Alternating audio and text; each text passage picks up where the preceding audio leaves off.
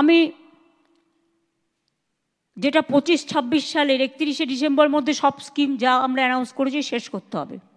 এখন বর্ষাকাল, এখন গাছ পোঁতা ছাড়া অন্য কাজ হয় না, ইরিগেশনের কাজ ছাড়া। অন্যান্য কাজ যত বাকি আছে, যেগুলো আমাদের হাতে আছে, টেন্ডার করে রেডি করতে হবে, যাতে বর্ষা চলে গেলেই কাজগুলো পটাপট হয়ে যায়। টাইম নষ্ট করব না, বর্ষার মধ্যেই যেন টেন্ডার শেষ করে। সমন্বয় পোর্টালের মাধ্যমে আমি কিন্তু 14 বছরে যে প্রকল্পগুলো শিলান্যাস করেছি আমার কিন্তু নজরে আছে। বীরভূম জেলার জন্য ঘোষিত 1350টি প্রকল্পের মধ্যে 1227টি প্রকল্পের কাজ শেষ হয়েছে 91%। 123টি প্রকল্পের কাজ শেষ হয়নি সময়ে, যেটা 3 বছরে বেশি দেরি হয়েছে। 92টি প্রকল্পে 1 বছরে বেশি দেরি হয়েছে এবং 123টি প্রকল্পের কাজ শেষ করা যায়নি। তার মধ্যে 46টি এডুকেশন ডিপার্টমেন্টের। এডুকেশন ডিপার্টমেন্টকে বলো to be more active and to be proactive, কাজগুলো ইমিডিয়েট করতে। আমি একটা কথা আপনাদের বলবো, কর্মশ্রী প্রকল্পে, যেটা 100 দিনের কাজ বন্ধ করে দেওয়ার পরে 50 দিনের কাজ দেওয়ার জন্য আমরা কর্মশ্রী চালু করেছি জব কার্ড হোল্ডারদের। গত বছর আমরা 77 লক্ষ জব কার্ড হোল্ডারদের কাজ দিয়েছি এবং প্রায় আমরা টাকা খরচ যেটা করেছি সেটা হচ্ছে, আমরা মোট কত টাকা খরচা করেছি, আমরা 8,334 কোটি টাকা 24-25-এ, 25-26-এ এখনো পর্যন্ত 728 কোটি 62 লক্ষ টাকা ম্যান্ডেট ক্রিয়েট হয়েছে। এখনো পর্যন্ত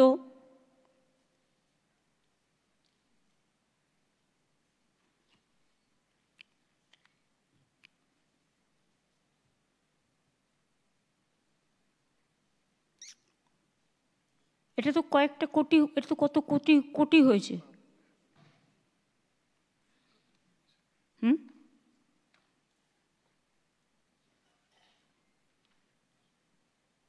75 কোটি না 80 কোটি ম্যান্ডেট তৈরি হয়েছে। হ্যাঁ, 75 কোটি ম্যান্ডেট তৈরি হয়েছে। আর আমি বীরভূম জেলাকে যেটা বলবো, এখনো পর্যন্ত এই বছরে 34 দিনের কাজ হয়েছে অন্য জেলায়, কিন্তু আপনাদের জেলায় 32 দিনের হয়েছে। আপনার জেলায় পরিযায়ী শ্রমিকের সংখ্যা বেশি। আগের বার কিন্তু আমরা 58 দিন পর্যন্ত কাজ করেছি, 50 দিন বললেও। 100 দিনের কাজও যখন হতো তখন অনেক জায়গায়, আমি যখন প্রথম ক্ষমতায় এসেছি আমি দেখেছি 25-26 দিনের কাজ হতো না। তারপরে আমরা পার্সু করে করে মিটিংয়ে বলে বলে বলে বলে কাজটা বাড়িয়েছিলাম, সেখানেও 48-50% হতো। কিন্তু গতবার আমরা কর্মশ্রী প্রজেক্টে 58 দিনের কাজ করেছি। এবার যদি 58 দিনের জায়গায় 65 হয়, 70 হয়, আমার কোনো আপত্তি নেই। আপনারা জব কার্ড হোল্ডারদের কাজ দিন এবং কাজে লাগান। গতবারে 58 করেছি, এবারে তাহলে তোমার 65 করা উচিত।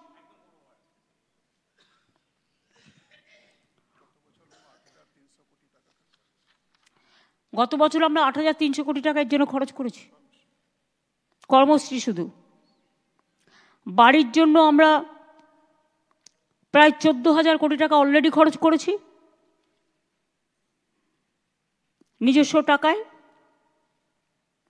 তার মধ্যে বীরভূম জেলায় পেয়েছে 620 কোটি 50 লক্ষ টাকা।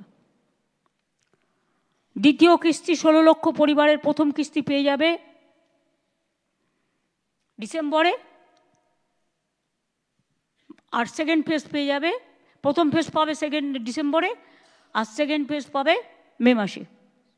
তাহলে 28 লক্ষ হয়ে গেল। এরপরে যেটা বাকি থাকবে, লোকের কমপ্লেন থাকবে, দুয়ারে সরকারও সাথে সাথে হবে। আমার সমাধান, যারা মনে করবেন তারা সেখানে যাবেন, গিয়ে তাদের সাজেশনও দেবেন, বাট দেখবেন লোকাল মানুষ যেটা বলছে সেটা শুনবেন। কেউ যেন গিয়ে কোনো হট্টগোল করতে না পারে। যারা হট্টগোল করবে তাদের আগে থেকে বলে দেবেন, দয়া করে ঝামেলা সৃষ্টিকারীরা আসবেন না, মানুষের কাজ করতে দিন।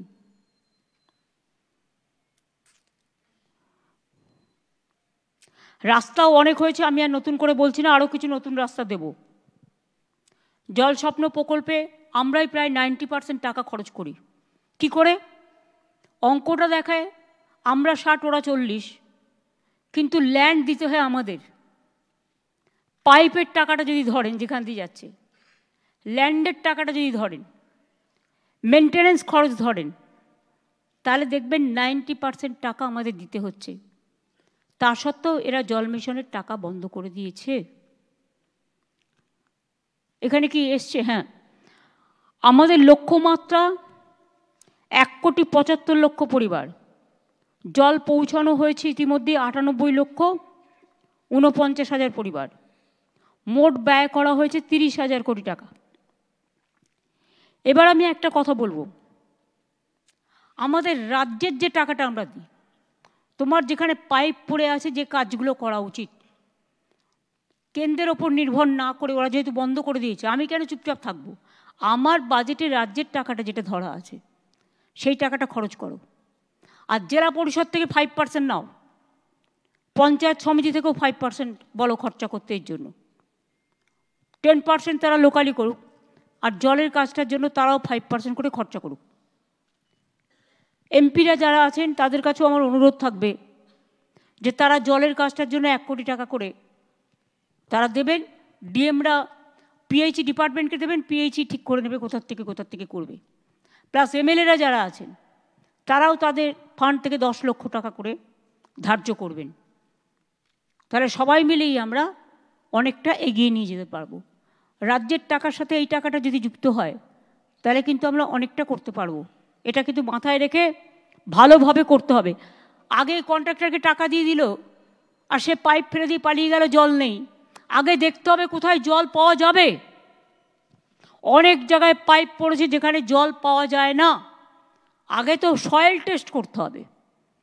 আর যেখানে যেখানে এই প্রবলেমটা আছে, হাউ টু সলভ ইট, এটা দরকার হলে কনভার্জেন্স করে করতে হবে। কিছুটা আরবানের হেল্প নিতে হবে, কিছুটা মিউনিসিপ্যালিটির হেল্প নিতে হবে, কিছুটা জেলা পরিষদের হেল্প নিতে হবে, কিছুটা ইরিগেশনের হেল্প নিতে হবে। 4-5টা ডিপার্টমেন্ট মিলে কনভার্জেন্স করে কাজটা করতে হবে। মাইনরিটিসরাও তাদের একটা ফান্ড আছে যা দিয়ে আমরা অনেক কাজ করি। ট্রাইবালদেরও একটা ফান্ড আছে, এসসিদেরও আছে, নানা রকম কমিশন আছে। এদের কাছ থেকেও একটা কনভার্জেন্স করো। মাইনরিটি ডিপার্টমেন্টকে ধরো, এসসিকে ধরো, এসটিকে ধরো, সব একসাথে কনভার্জেন্স করে এটা আমাদের করতে হবে। 2,500 কোটি এক্সট্রা দিয়েছি, কিন্তু আমার কথা হচ্ছে আমাদের টাকাগুলো দিয়ে কাজগুলো করে দাও। ল্যান্ড তো আমাদের, পাইপ তো আমাদের, মেনটেনেন্স তো আমাদের, যেটা পড়ে আছে। আর প্লাস আমি এটা সকলকে রিকোয়েস্ট করব, আমাদের জেলা পরিষদগুলো যেখানে আছে তারা 5%, পঞ্চায়েত সমিতি যারা আছে তারা 5%, তারা পিএইচই ডিপার্টমেন্টকে ডিএমের থ্রুতে কাজটা করবে। ডিএমরা জানে, এলাকারটা ডিএমকে দিন। এমপিরা যারা আছেন এলাকার ডিএমকে দিন। তার কারণ হচ্ছে ডিএমরা জানে কোথায় এই কাজটা পড়ে আছে। যতটা পারি আমরা চেষ্টা করব, তারপরে বাদবাকি যেটা থাকবে আস্তে আস্তে করে দেবো।